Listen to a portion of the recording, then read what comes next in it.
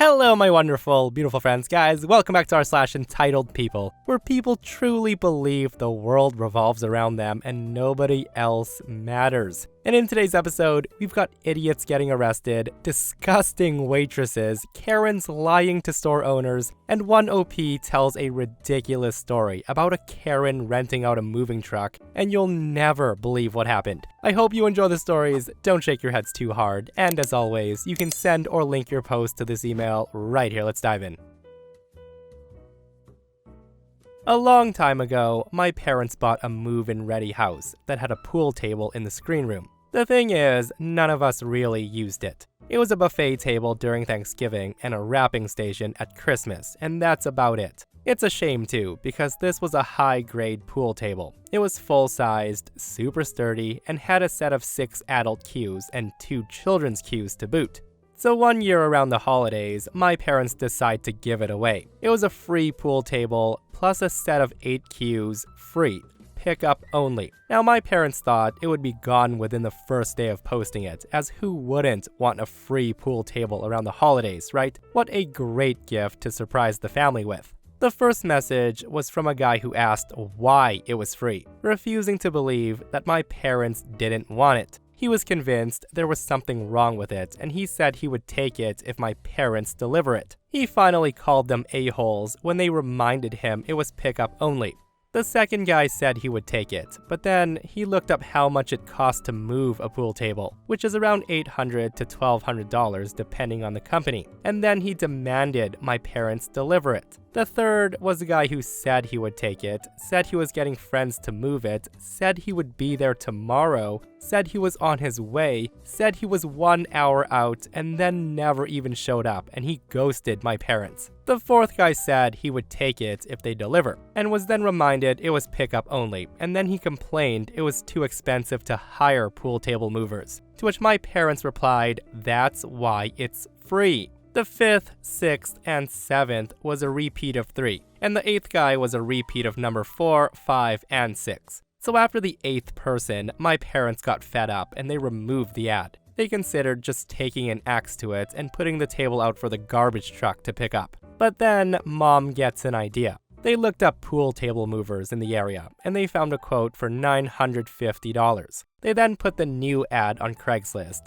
Pool table, a set of 8 cues, $1,200. Free delivery. You see where this is going? Within a day, a woman messaged about the pool table. She haggled the price down to $1,000 and sent the money via Venmo. My parents then proceed to take that $1,000, hired the pool table movers for $950, gave them the address to send it to, and then gave the movers a $50 tip before they left. And that screen room never looked better. My word, guys, are some people ever super cheap and entitled when it comes to free stuff? The thing is free, the least you could do is come get it, right? And yes, I do get that pool tables are cumbersome and a pain to move, but even with little free things, some people want delivered. With that said though, I recently saw a video where a really clever woman got rid of her broken TV by putting it into a TV box, leaving it on her porch, and letting porch pirates take it away. Guys, there's a life hack right there. Anything you want to get rid of and are too lazy to take to the depot station, put it inside a box, leave it on your porch, and let thieves take it away for you. Absolutely brilliant. Some people are so creative when trying to get rid of stuff they don't want. So I hope you share this story to your readers, as thinking back at it, over a decade later, I still chuckle at it. Looking back, my time at a family-run appliance store was pretty laid back. I played around for half the work hours and just watched over the store. The job was so laid back that a certain family project, an experimental car built by every guy related to me, got parked in the warehouse to have professional work time. Our tools were way better than the ones in the wooden shed at home. Now, the experimental part of it was whatever way we felt like powering it that month. That ranged from small gas motors, to electric, to water attempts, to even rubber bands and industrial springs we found in the junkyard. And only the obvious worked so far. This thing was never and will never be for sale. It's a family tradition at this point, and it's been a solid 17 years of grease and welding. Sometimes, people would see it through the windows of the storage room door. and they would ask questions, but they never assumed it was up for purchase given its really rough appearance. A few kids even sat in it and played with the controls that usually weren't plugged into anything. However, this story would not exist if this guy, a Karen, didn't come in one day. The guy even had a wife, who I'll call Good Wife, because clearly she was the brains of this relationship. The guy spots the car and he curiously chuckles and says, "What the hell is that?" pointing to the car in the back storage room. I tell him, "Oh, that's a project car." He then says, "How much is it? I want to buy it." I tell him it's not for sale. He then says to me, "But it's in the store. Why would it not be for sale? Usually, when people put stuff in stores, it's for sale." I reply, "That's not true." He then goes on to tell me that his son's been looking for a car for months, and he's been looking for a beater, something like this that he can learn to drive with. The guy just keeps going on and on about buying this car. So I tell him this car doesn't even have an engine in it. He then says, "Then how did it get here?" I told him, "We have a trailer, it's parked outside." At this point, his face was getting red. He then pulls out a wad of cash from his wallet and says, "I'll buy it right here, right now. Name your price."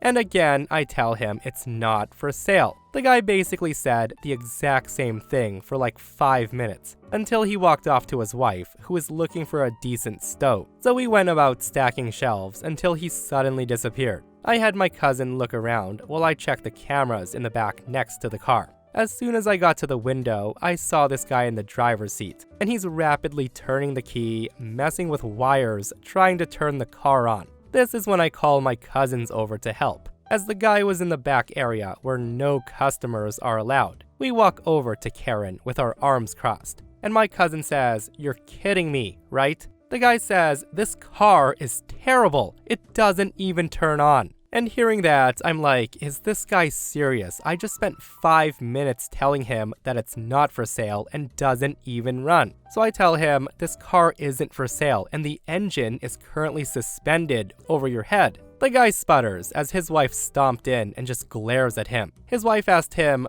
"What are you doing?"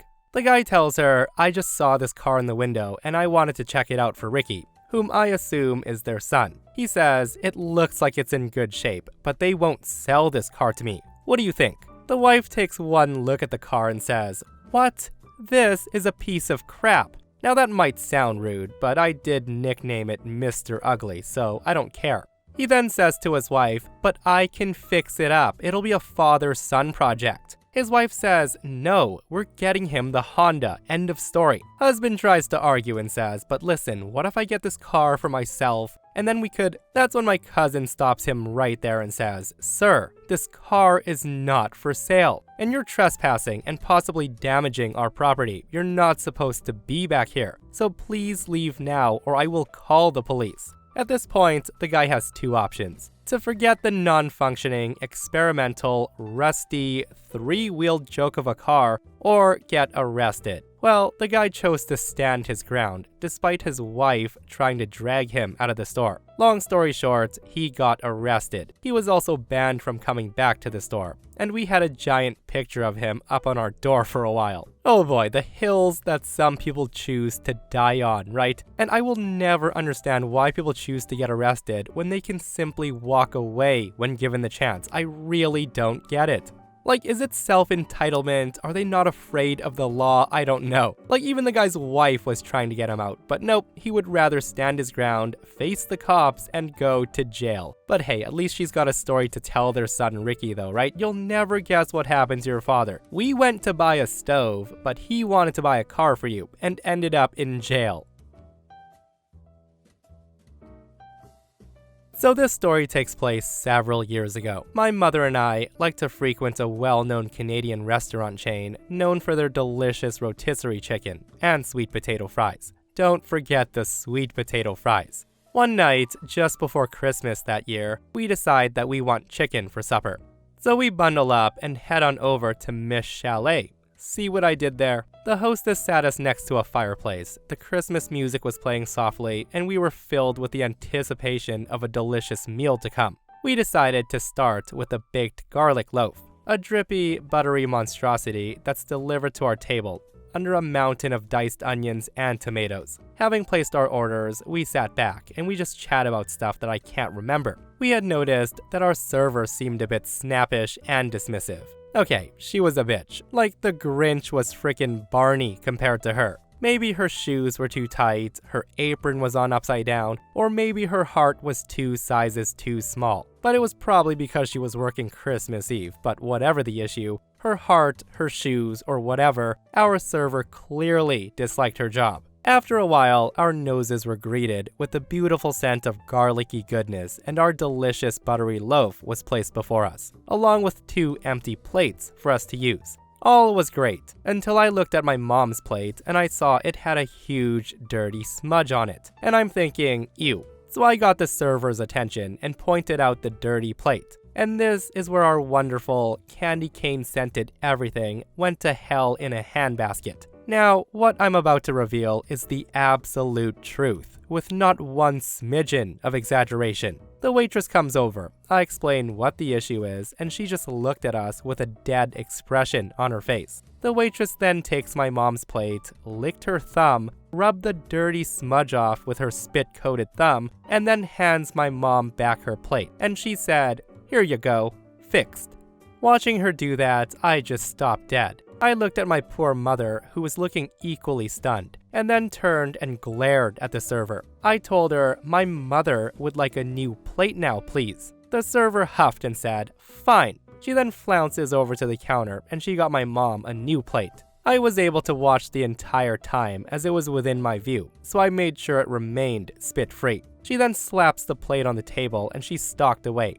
And that's when I waved another server over and asked for the manager. The manager came over and I quietly explained what just happened and she was horrified. This is where the evening took another bizarre turn. The manager apologized and offered us free pie, and she told me to call the head office so they can be made aware of it too. Now, I don't know what kind of drama was going on behind the scenes, but a manager asking me to call the big bosses for her is kind of weird, right? The manager was so upset that she served us herself the rest of the evening. The next morning, I did as asked, and I called the head office. I was greeted with complete silence for a few minutes after sharing my story. Then the rep squeaked out, "Yeah, that's not proper serving standards. I'm so sorry that happened to you." We were then given a gift card for a free meal, and after an internal investigation, the entire staff was sent for retraining on proper ways to serve customers, which oddly enough includes not licking the plates. Oh boy, honestly, it sounds like she was the daughter of the owner or something who was forced to work Christmas Eve. Like, I don't even know what I would do if a server did that, guys. Like, I might be walking out if I saw that happen. Like, not only was that disgusting, but rude as heck. And it really makes me think, if she was doing stuff like that, like what else was she doing that night or any other night she was working? Guys, leave a comment if you've had anything like that happen. I sabotaged your truck, so you owe me money. That's what I titled this, and trust me, that doesn't even begin to summarize the insanity I'm about to detail. The twists and turns here are innumerable, all thanks to a very special customer. In fact, I think I'd better give him a name because he's earned it. Let's call him Spectaculoid. This happened at a very popular truck and trailer rental place. You know the one. This one man, Spectaculoid, comes in one day, and he rents our biggest truck, and he says he's going to need it for 3 days. Now, this truck was in high demand at the time, but he insisted that we shuffle things around to make it happen. We did, and we got super clear about the return time. Okay, drive safe. Except Spectaculoid wants to leave his car in our parking lot for 3 days. I tell him we fill up constantly and we have to tell people to park across the street. So if you could just move it, that would be great. But the guy leaves it in our lot.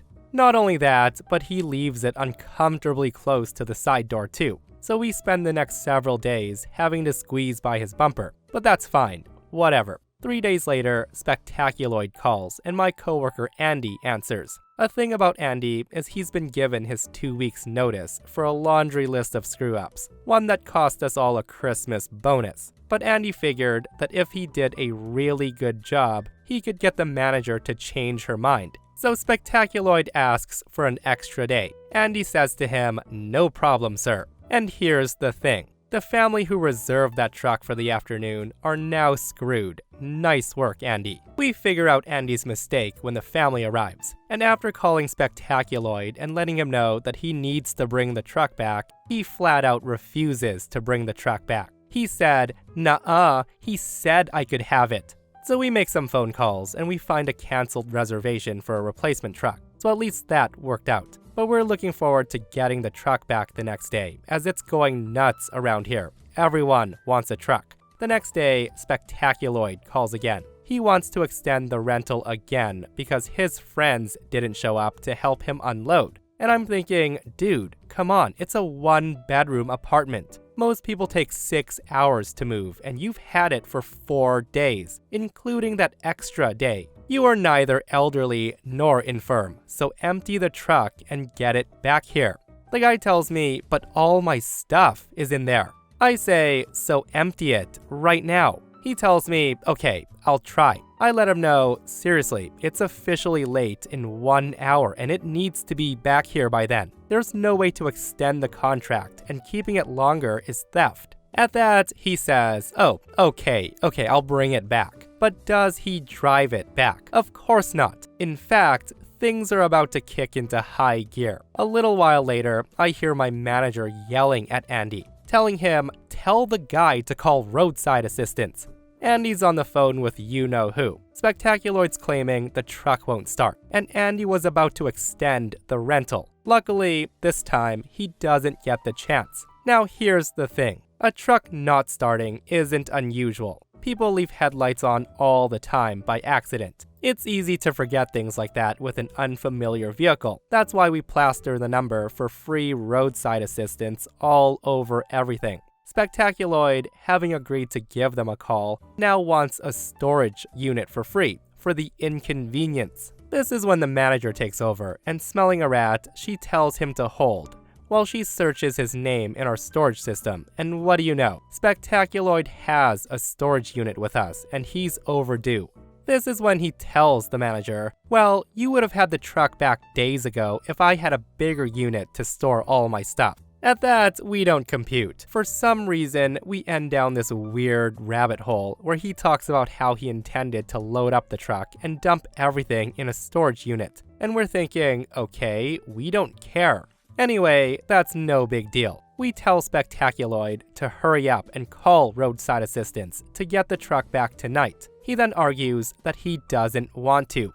He just wants to keep that truck forever, apparently. So then comes some arguing, some raised voices, legal threats, etc., etc., and that's when he finally says he'll call. And now you're probably thinking that we're going to get that truck back now, right? But hang tight, kids, this part gets bumpy. You see, when you call roadside assistance, you get a dispatcher. The dispatcher sends out a tow truck. The tow truck driver then calls the customer to arrange the specifics on time and place. Spectaculoid is suddenly not answering his phone. The tow truck driver calls us and asks for the alternate number. No answer there either. So we try calling, texting, and emailing. Nope. Spectaculoid is suddenly completely unreachable. Around 24 hours later, it occurs to us that he has our numbers blocked. We then try using our cell phones instead, and he picks up and says, hello?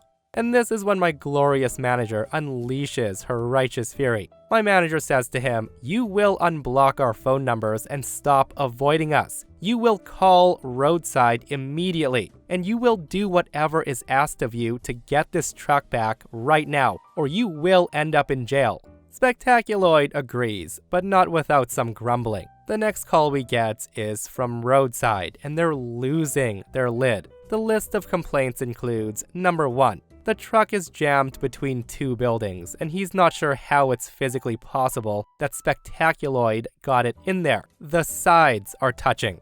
Number 2, there's no conceivable reason why he would have jammed it in there. It made loading and unloading the back impossible. And it's not like it was a hiding place, it just plain made no sense. Number 3, he can't even get in the truck. The doors won't open. He can't figure out how Spectaculoid got out of the driver's seat once he parked it. Number 4. The superintendent is screaming at the tow truck driver the whole time because he wants it out now.